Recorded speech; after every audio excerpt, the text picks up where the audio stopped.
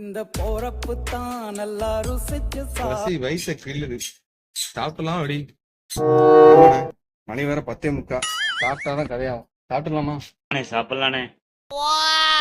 பெருமானா ஆமாப்பா சாப்பிட்டுருவோம். ஏற்கனவே சிறுகூடல பெருகூட திண்டுகிட்டு இருக்கு.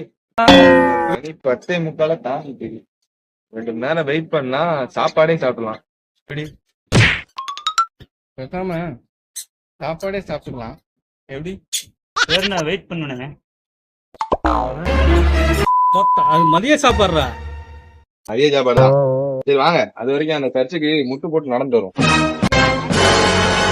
இந்த போறப்பு தான் நல்லா